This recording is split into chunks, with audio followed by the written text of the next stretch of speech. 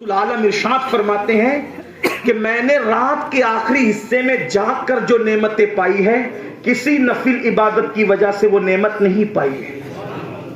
جب تک مسلمان رات کے، بڑی معذرت کے ساتھ خانقاہی لوگ بیٹھے ہیں، علماء ذمہ دار ہیں، مشائخ ہیں، ایک بات کہتا ہوں، اگر آپ برا نہ مانے تو آپ کیا کہتے تھے؟ پیر صاحب دعا کرو، مولانا دعا کرو، سید صاحب دعا کرو، پھر کوئی تعویذ دے دو۔ تعویذ میں ایسے غرق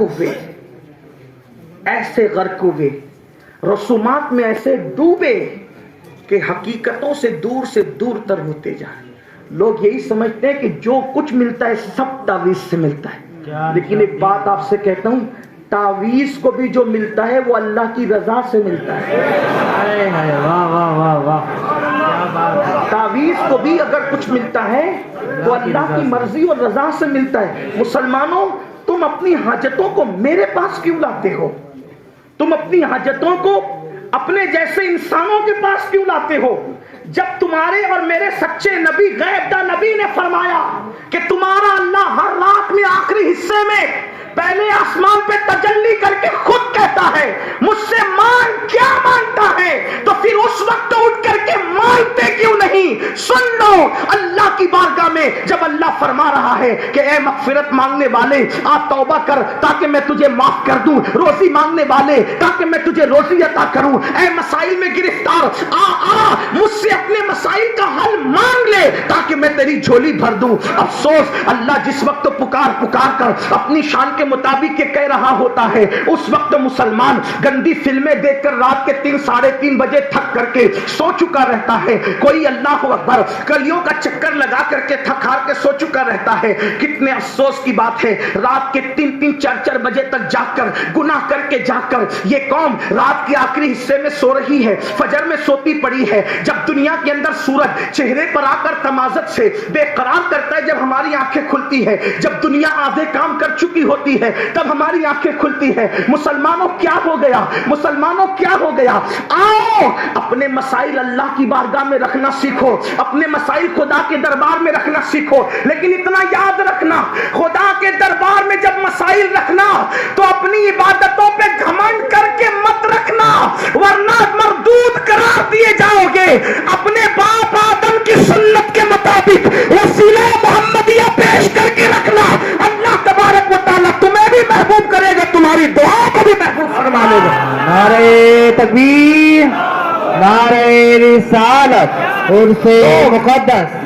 لوگ نفسانی خواہشات کا شکار ہو جائیں گے، لوگ نفس کا شکار ہو جائیں گے، یعنی لوگ جو نفس کہے گا اسی میں ڈوب جائیں گے۔ نفس کہہ رہا ہے فجر میں سوتا پڑا رہے، انسان سو رہا ہے۔ نفس کہہ رہا ہے حرام کھا، انسان کھا رہا ہے۔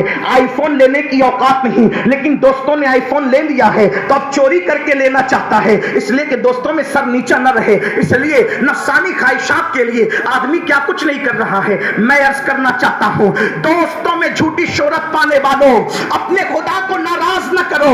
آئی فون میں عزت نہیں ہے، اچھے کپڑوں میں عزت نہیں ہے، اچھے مکانات میں عزت نہیں ہے، بڑی بڑی دکانوں میں عزت نہیں ہے۔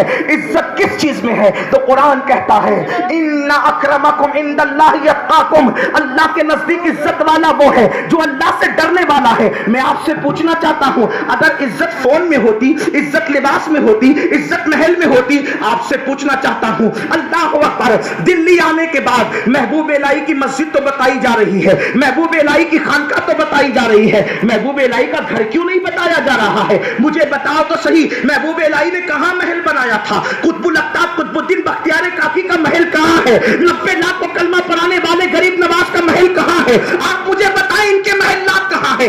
آپ کہیں گے محل نہیں بنایا، اس لیے کہ یہ جانتے تھے محلوں سے عزت نہیں ملتی، خدا کی رضا سے عزت ملتی ہے۔ سبحان اللہ، سبحان اللہ۔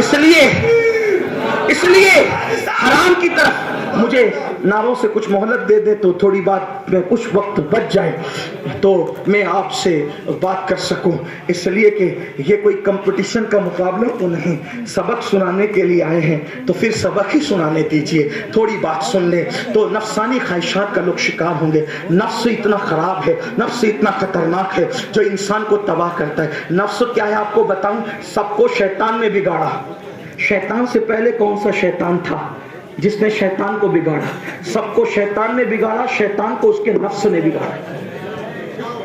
رمضان المبارک میں شیطان قید ہو جاتا ہے, نفس قید نہیں. شیطان کبھی ساتھ چھوڑ دیتا ہے, نفس کبھی ساتھ نہیں چھوڑتا.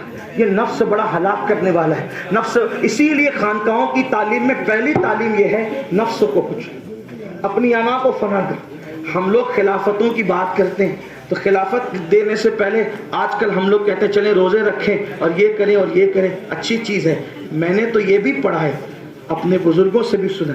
محبوب الہی تو کسی کو خلافت دیتے تو کہتے جا فلاں مسجد کے دروازے پہ بیٹھ کے لوگوں کے جوتے سنبھال, جوتے سیدھی کر, جو استنجا کرتے ہیں ان کے ڈھیلے جا کر کے دھل دے. وجہ تاکہ انا فنا ہو جائے, تاکہ نفس کچل دیا جائے. جب تک بے نفس لوگ رہے امت میں فرقے نہیں رہے. جب تک بے نفس لوگ دنیا میں رہے امت میں فرقے نہیں رہے. جب نفس والے آ گئے تو دنیا فرقوں میں تقسیم ہو گئی. اس لیے کہ دل وحدت چاہتا ہے اور نفس تفریق چاہتا ہے.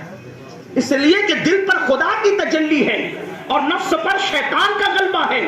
تو شیطان تو انتشار چاہتا ہے اور رحمان اتحاد چاہتا ہے. جب تک اہل دل تھے اس وقت تک فرقے نہیں تھے. یہی خانقاہ محبوب الہی کی جن کے قدموں میں ملک الشورى طوطی ہند حضرت امیر خسرو سو رہے ہیں, ان کے ایک مکتوب میں وہ لکھتے ہیں ہمارا ملک ہندوستان ایسا ہے جس ملک کی دریا کی مچھلی بھی سننی ہے. کیا بات. حضرت امیر خسرو نے لکھا یا